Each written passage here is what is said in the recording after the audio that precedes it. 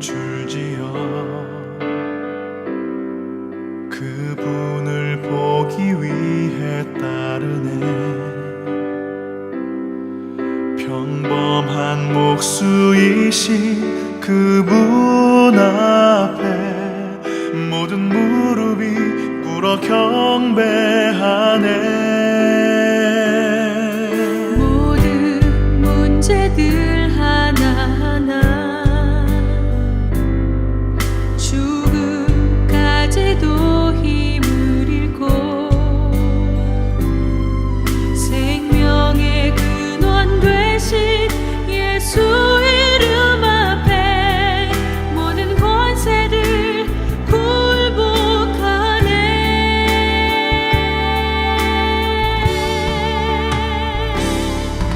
예수 이름 높이세. 능력의 그 이름. 예수 이름 높이세. 구원의 그 이름. 예수 이름을 부르는 자. 예수 이름을 믿는 자. 예수 이름 앞에 나오는 자 복이 있도다.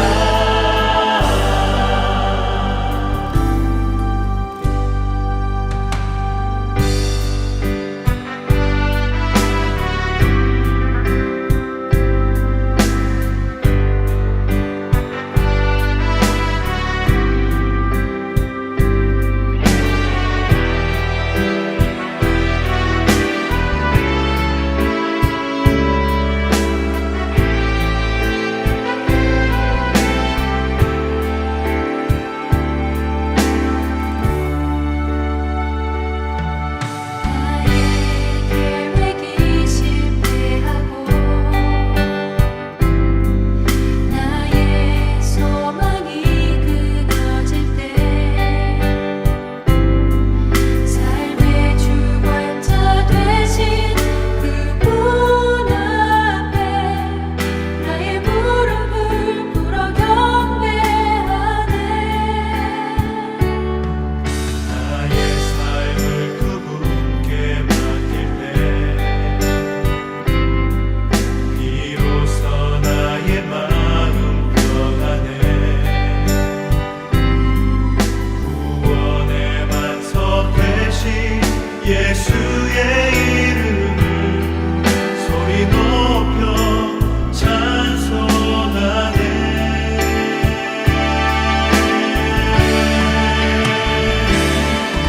예수 이름 높이세. 능력의 그 이름. 예수 이름 높이세. 구원의 그 이름. 예수 이름을 부르는 자. 예수 이름을 믿는 자. 예수 이름 앞에 나오는 자 복이 있도다.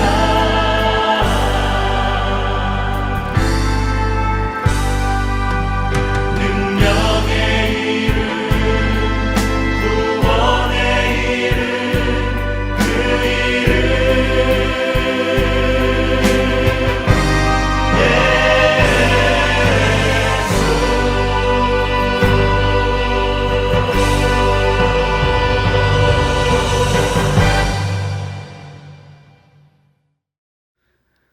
오늘 우리에게 주신 하나님의 말씀은 로마서 7장 19절에서 25절까지의 말씀입니다.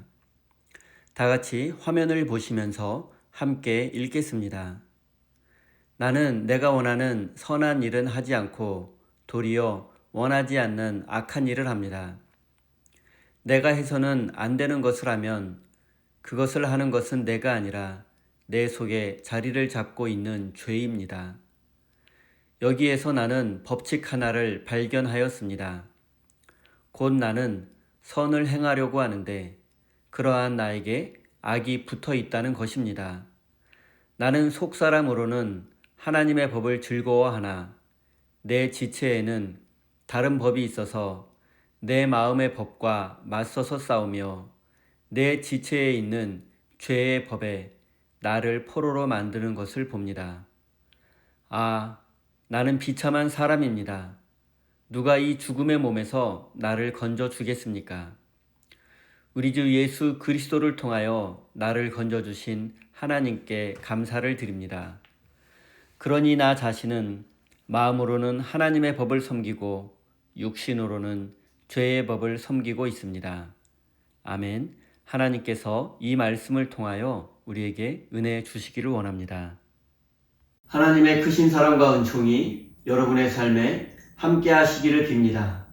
오늘은 죄를 극복하는 방법이라는 제목으로 함께 하나님의 말씀을 나누겠습니다. 사도 바울은 유대인이나 이방인을 막론하고 누가 보더라도 객관적으로 매우 선량하고 훌륭한 사람이라는 사실에 이견이 없습니다. 또한 그는 초기 기독교인들에게 존경받는 사도이기도 했습니다. 그럼에도 사도 바울은 오늘 본문 말씀에서 자신을 선을 행하지 않고 오히려 악을 행하는 사람이라고 고백합니다. 해서는 안 될 일을 한 악한 사람이 바로 자신이라고 말합니다. 이렇게 자신을 비하하는 듯한 바울의 고백은 한마디로 내가 세상에서 제일 중요한 존재라는 뜻입니다. 세상은 나를 중심으로 돌아가고 또 세상이 나를 위해서 존재하는 것처럼 여기며 살았다는 뜻입니다. 자신이 세상의 중심이라고 생각하는 사람은 자기의 뜻이 관철되지 않으면 분노합니다. 다른 이들을 이해하려고 노력하지 않고 배려하지 않습니다.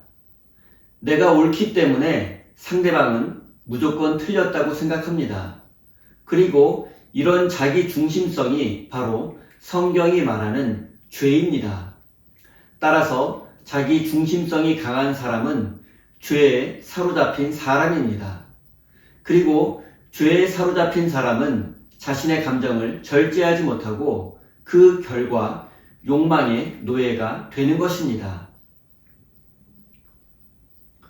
모든 인간에게는 정도의 차이가 있을 뿐이지 어느 정도 자기 중심적 성향은 있습니다. 하지만 자기 중심성을 조절하지 못하고 절제하지 못해서 욕망의 노예가 된다면 결국 죄에 사로잡힌 인생이 될 수밖에 없습니다.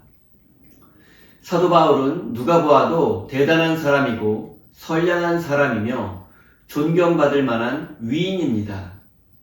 하지만 그는 자신이 원하는 선은 행하지 않고 오히려 원치 않는 악을 행한다고 고백했습니다. 19절입니다. 나는 내가 원하는 선한 일을 하지 않고 도리어 원하지 않는 악한 일을 합니다.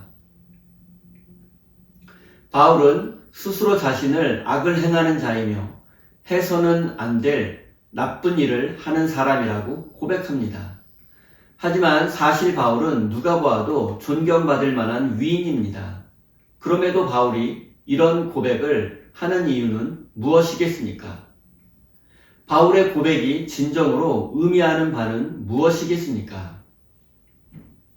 바울 당시의 유대인들에게 율법은 선과 악의 기준이었으며 삶의 절대적인 기준이었습니다. 율법을 잘 지키면 선을 행한 것이고 율법을 지키지 못하면 악을 행한 것입니다. 그런데 바울은 당시 유대인들 중에서 율법을 가장 철저하게 지키기로 소문난 바리새인 출신이었으며 바리새인 중에서도 가장 철저한 바리새인이었습니다. 따라서 당시 유대인들 중에서 바울보다 율법을 더 철저하게 지켰다고 자부할 수 있는 사람은 없었습니다. 이런 관점에서 본다면 바울은 의인 중에 의인이라고 할 수 있습니다. 하지만 바울은 율법을 지키면 지킬수록 율법에 매달리면 매달릴수록 영혼의 평화가 아니라 마음속의 죄책감과 절망감이 늘어났습니다. 현대인들에게 율법은 현재 우리가 지키고 따르는 법입니다. 지금 우리에게 선과 악의 기준은 법입니다. 법을 잘 지키면 선을 행한 사람이고 법을 어기거나 지키지 않는 사람은 악한 사람입니다. 그런데 한번 잘 생각해 보십시오. 과연 법이 사람을 선인과 악인으로 나누는 기준이 될 수 있습니까? 법은 모든 사람에게 공평하고 평등해야 하지만 현실에서는 이 원칙이 지켜지지 않는 경우가 많다는 것을 모든 사람이 공감할 것입니다. 그리고 털어서 먼지 나오지 않는 사람이 없다는 말도 있듯이 어느 누구도 모든 법을 완벽하게 지킬 수는 없습니다. 과속이나 무단 횡단과 같은 것만 생각해 보아도 평생 살면서 이것을 한 번도 어기지 않고 완벽하게 지켰다고 자부할 수 있는 사람이 어디 있겠습니까? 100번 양보해서 모든 법을 완벽하게 지킨 사람이 있다고 해도 과연 그의 양심까지, 그의 마음속까지 완벽히 깨끗하고 의롭다고 할 수 있겠습니까? 오해는 하지 마십시오.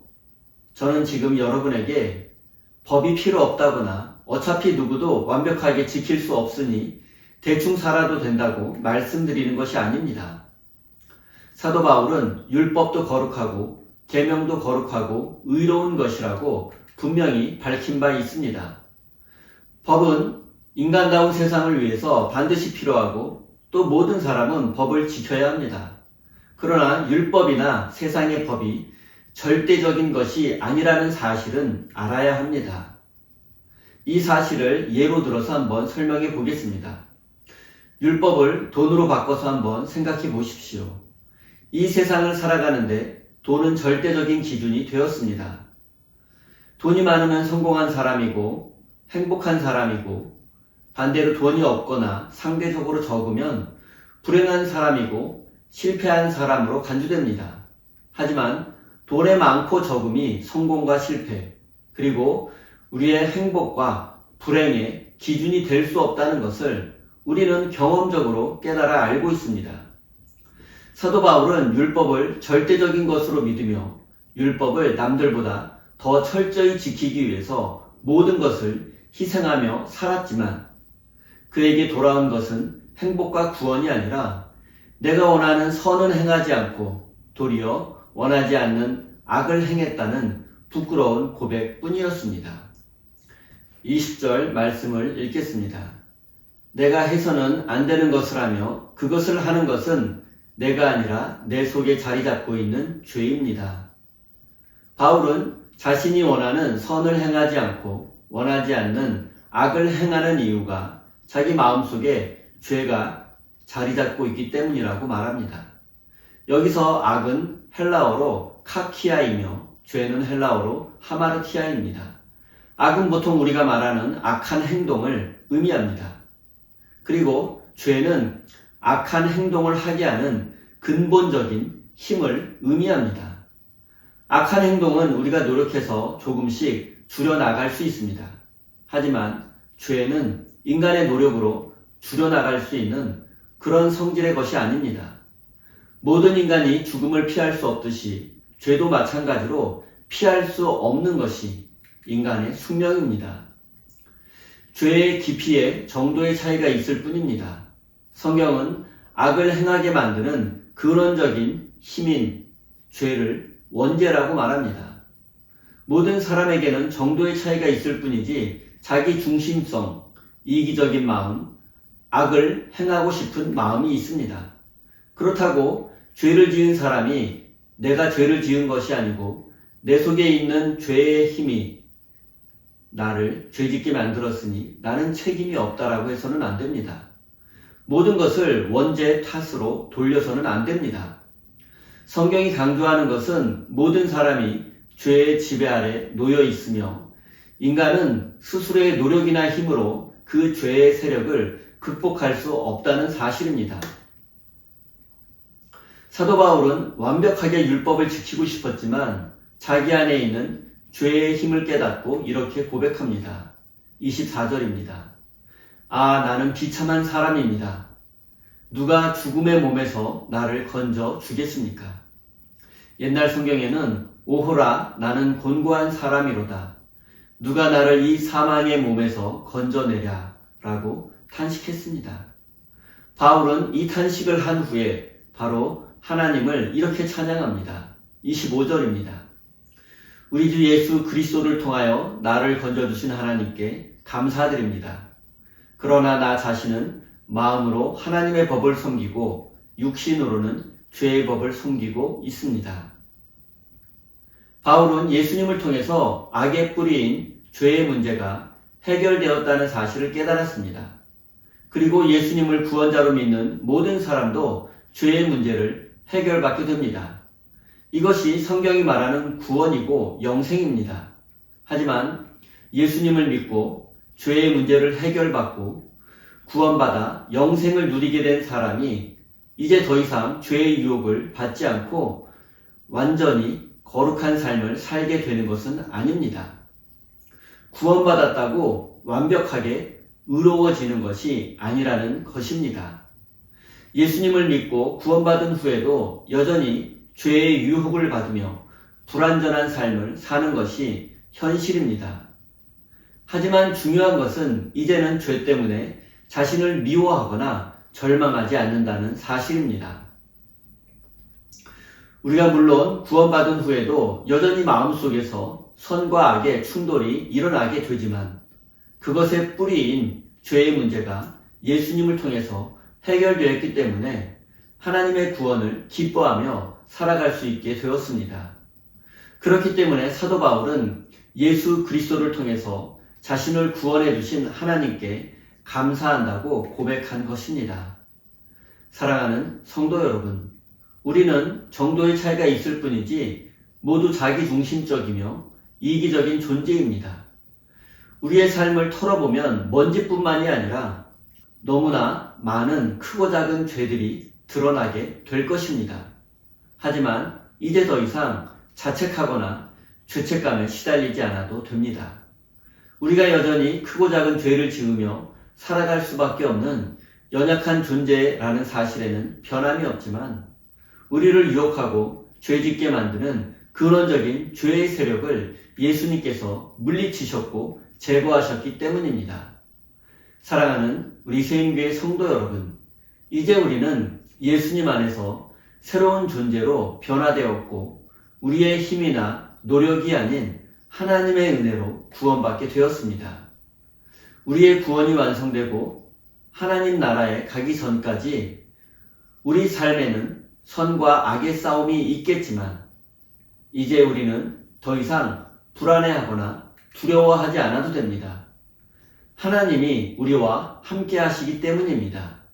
이 사실을 믿고 하나님과 동행하는 믿음의 삶을 살아가시기를 예수님의 이름으로 축원드립니다. 우리 다 함께 주신 말씀 가슴에 새기며 기도의 자리로 나아가겠습니다.